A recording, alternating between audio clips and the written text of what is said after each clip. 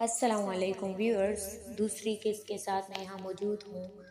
تم ساری رات میرے ساتھ گزارو گی۔ اگر اس بارے میں تم نے کسی کو بھی بتایا تو میں تمہاری بیٹی کو ہمیشہ کے لیے یہاں سے غائب کر دوں گا۔ یہ کہہ کر وہ جن زادہ وہاں سے غائب ہو گیا اور ارینا پھوٹ پھوٹ کر رونے لگی۔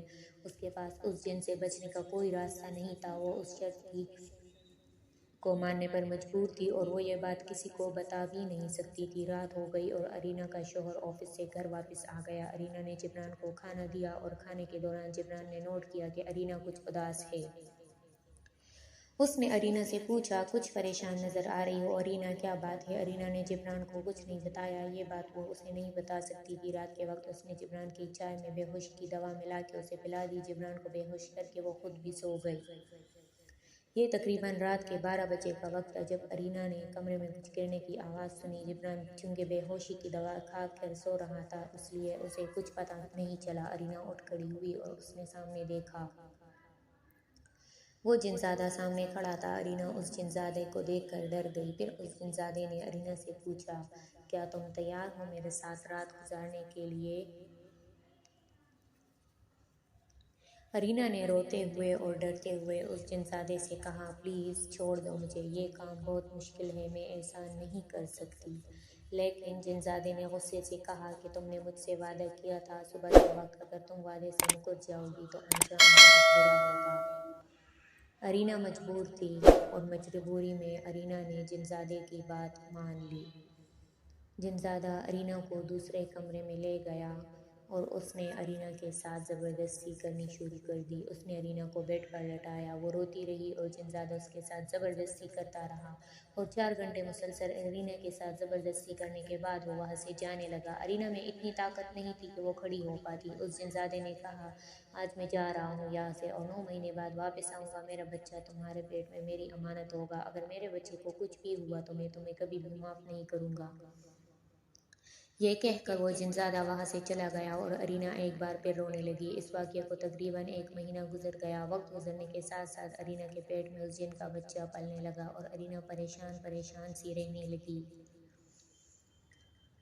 اسے ایسے لگ رہا تھا جیسے اس کے اندر ایک بہت بڑا پتھر پل رہا ہے۔ وہ بہت مجبور تھی، اس بچے کو نکال بھی نہیں سکتی تھی اپنے وجود سے۔ وقت گزرنے کے ساتھ ساتھ وہ بہت کمزور ہوتی گئی اور اکثر بیمار رہنے لگی، مگر اس نے یہ بات اپنے شوہر سے چھپا کر رکھی اور اسے ڈر لگنے لگا کہ اگر بچے کی پیدائش کے وقت اس کے شوہر کو پتہ چل گیا تو اس کی زندگی میں کیا طوفان آئے گا۔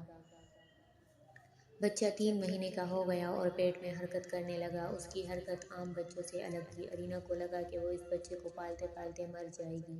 وہ اپنی خوراک میں اضافہ کر رہی تھی دن رات اور پھر بھی کمزور رہنے لگی تھی۔ جب بچہ 7 مہینوں کا ہوا، اس کے لیے چلنا پھرنا مشکل ہو گیا۔ وہ گھر بیٹھ گئی۔ اسی دوران وہ جن ایک بار بھی اس کے پاس نہیں آیا۔ ارینا کو یہ بھی ڈر تھا کہ اگر وہ بچہ لینے نہیں آیا تو وہ بچہ اس کی زندگی میں طوفان لے کر آئے گا۔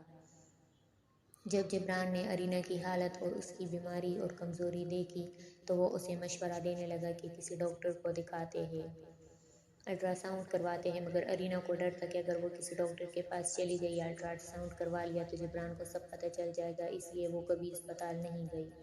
لیکن اس کی طبیعت دن بدن بگڑتی جا رہی تھی۔ وہ بہت کمزور ہو گئی تھی۔ اس کا پیٹ بہت زیادہ بھاری ہو گیا۔ پھر ایک دن وہ کمزوری کی وجہ سے بے ہوش ہو گئی۔ پھر مجبوراً جبران اسے ڈاکٹر کے پاس لے گیا۔ اس لیڈی ڈاکٹر نے تھوڑی دیر بعد ارینا کا چیک اپ کیا۔ پھر جب اس گائنیکولوجسٹ نے ارینا کا الٹرا ساؤنڈ کیا تو اس کی ایک زوردار چیخ نکل گئی۔ ارینا سب سمجھ گئی۔ جبران نے ڈاکٹر سے کو چیختے سنا تو ڈاکٹر سے پوچھا، کیا ہوا، آپ چیخ کیوں رہی ہے؟ اس لیڈی ڈاکٹر کا جواب سن کر آپ کے بھی رونگٹے کھڑے ہو جائیں گے۔ اس نے کیا جواب دیا یہ دیکھنے کے لیے میری چینل کو سبسکرائب کر دیں۔ نیکسٹ ویڈیو بہت جلد آنے والی ہے انشاءاللہ، جو کہ لاسٹ پارٹ ہوگا، لاسٹ ایپیسوڈ ہوگی۔ تب تک کے لیے اپنا خیال رکھیں، خوش رکھیں اور میرے چینل کو ضرور سبسکرائب کیجیے گا۔ Thank you so much.